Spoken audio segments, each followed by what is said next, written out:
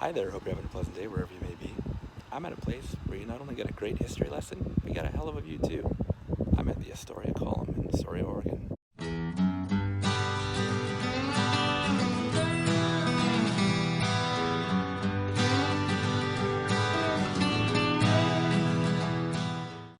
The Astoria Column is located at the top of Coxcomb Hill in the city of Astoria, Oregon on the Columbia River. So what exactly is the Astoria Column? Well, it's a 125-foot tower built at the top of Coxcomb Hill in Astoria, Oregon to commemorate the history of the first American settlement west of the Rocky Mountains. It was the brainchild of the president of the Great Northern Railroad, and he, in 1925, commissioned an Italian artist to paint a mural that wraps around from the bottom all the way to the top and depicts much of the early history of the area. It starts with sort of a pre-white man era and jumps up to 1792 when Captain Robert Gray sailed here in the ship Columbia. Then after that was the Lewis and Clark expedition that arrived in 1805. What's really interesting about the initial arrival of Lewis and Clark was that just across the river on the Washington side, there is a little rest area called Dismal Niche, and that name comes from Lewis and Clark. During their expedition, they got pinned in a really small area on the river there by a storm that lasted 6 days. And as a matter of fact, at one point they even had to turn back a little bit to find a safer place. And it's one of the few moments in the trip that they actually had to reverse direction. In one of their journals, they described it as a dismal niche. Another little story that I thought was pretty interesting about the dismal niche was that they encountered some Chinook Indians who they traded for some fish because they couldn't capture their own food because of the poor conditions. When they were done trading, the Chinook, instead of hugging the coast, they went straight to the deep water, and it was really choppy at the time. And that left the white settlers pretty amazed. And what it was because their boats were designed to handle those conditions of water, whereas the white man's weren't. So that left them pretty amazed that they were amazing sailors. And what's great is that here at the column, they have a recreation of one of those boats. How cool is that? And then there's the establishment of Fort Clatsop in 1805. There's the overland party that left St. Louis, led by John Jacob Astor and his fur company. They arrived in 1812 and established this as the first American outpost west of the Rockies.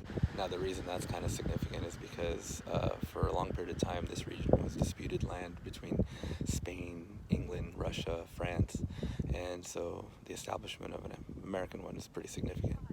Now, naturally, the group was led by John Jacob Astor, hence the name Astoria. There you go. After that, the mural kind of takes some broad jumps, discussing the settlers on the Oregon Trail.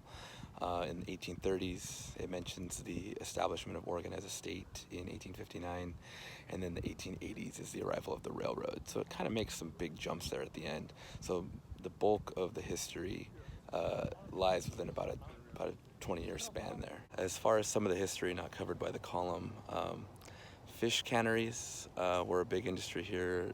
Timber, its role as a deep water port has been pretty significant over the years. Early in the town's history, it was built primarily on wooden piers that became very elaborate over the years and had a lot of buildings and things. Until in 1883, there was a huge fire that wiped much of that area of town out. So in their infinite wisdom, they rebuilt the town on wooden piers again. And wouldn't you know it, in 1922, it burned again. It was such a devastating fire that they even said that the townspeople were using dynamite to blow up buildings in order to keep the fire from spreading.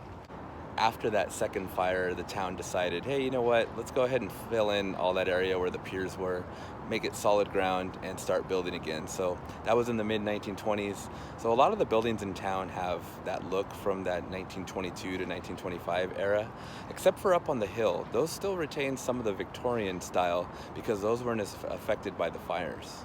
And in the early part of its history, if you wanted to cross the Columbia River to get over to the Washington side, you had to board a ferry. In 1966, they completed the Astoria Megler Bridge, thus rendering the ferry obsolete, and I would say giving the town an icon. You know, it's a pretty beautiful bridge. In the late 20th century, those industries left. The railroad even stopped coming out here because of the declining industries. And now tourism is pretty much the main industry of Astoria.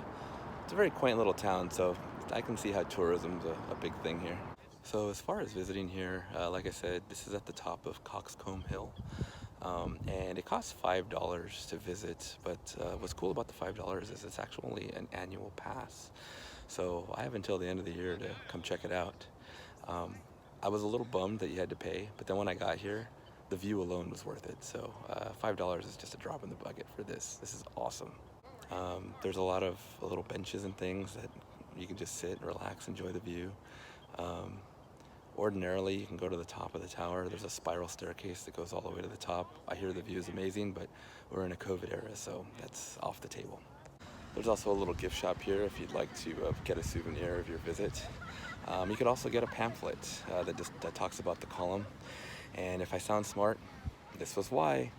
Got a lot of my information from here, as well as other sources, but for the column itself, this was the bulk of it. Overall, I have to say that this is a pretty awesome spot. Definitely worth checking out if you're coming to Astoria. When you're done checking out the Goonies locations, come up here, take a look. This is definitely worth it. Well, that does it for this one. Thanks for joining me on this trip to the Astoria Column. I hope you found it interesting, and maybe I'd encourage you to come check it out yourself. With that said, I guess I'll see you on the next one. What's kind of interesting is they have this metal map that was put here in 1966.